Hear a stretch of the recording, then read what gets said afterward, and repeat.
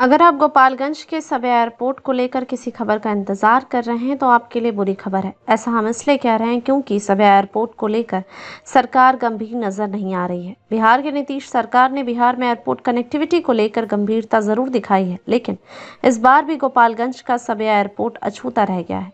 दरअसल बिहार सरकार की ओर से राज्य के 6 शहरों में एयरपोर्ट बनाने की कवायद शुरू कर दी गई है।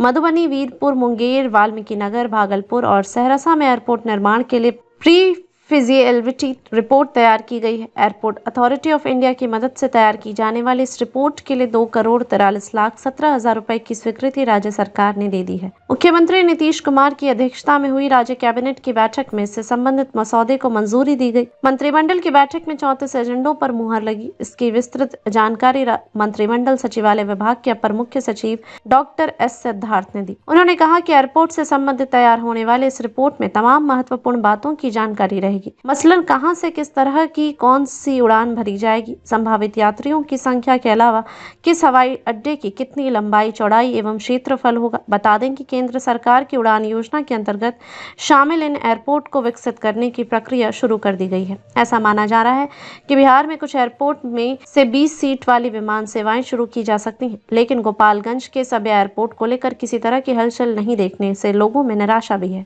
बहरहाल नीतीश सरकार ने एयरपोर्ट के अलावा कुछ अन्य फैसले भी लिए हैं।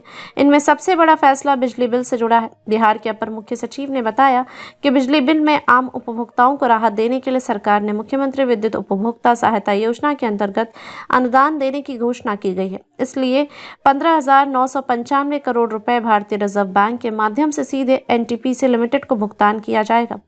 यह वित्तीय लाभ उपभोक्ताओं को वित्तीय वर्ष 2025-26 के लिए दिया गया है। उन्होंने कहा कि खेलो इंडिया यूथ गेम्स 2025 के आयोजन की सहमति प्रदान करते हुए इस पर आने वाले अनुमानित व्यय 119 करोड़ 4,79,000 रुपए की स्वीकृति प्रदान की गई है। इसके अलावा मुख्यमंत्री ने प्रगति यात्रा के दौरान कुछ जिलों में डिग्री कॉलेज खोलने की घोषणा की थी।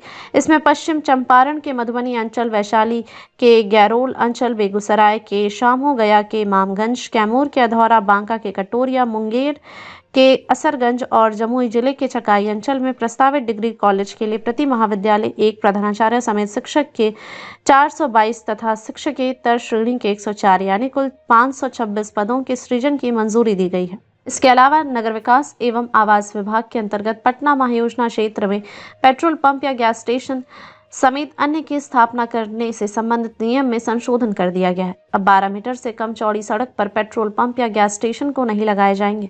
इससे कम चौड़ी सड़क पर इन्हें लगाने की अनुमति नहीं दी जाएगी। राज्य सरकार ने बिहार बायोफ्यूल्स उत्पादन प्रोत्साहन नीति 2025 में संशोधन किया है। अब इसके तहत 31 मार्च 2027 तक आवेदन लिए जा सकेंगे। इसके साथ ही माता सीता की जन्मस्थली माने जाने वाले सीतामढ़ी जिले के पुनौरा धाम में भव्य मंदिर बनाया जाएगा। यह मंदिर अयोध्या में बने राम मंदिर की तर्ज पर बनाया जाएगा।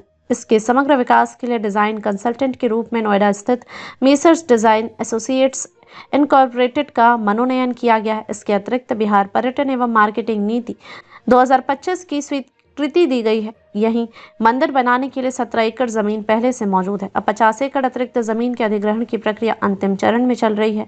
वहीं मुख्यमंत्री ग्राम संपर्क योजना के तहत अभी 38 जिलों में 100 या इससे अधिक की आबादी के सभी छूटे हुए टोलों को सड़क संपर्कता प्रदान करने की पहल की गई है। इसके तहत 14,000 किलोमीटर ग्रामीण पथों के निर्माण और सतत अनुरक्षक कार्य के लिए राज्य सरकार की तरफ से अपने संसाधनों से कराए जाने की स्वीकृति दी गई है। राज्य के कुछ प्रमुख मेलों का आयोजन अब बिहार राज्य मेला प्राधिकार के स्तर से लिया जाएगा।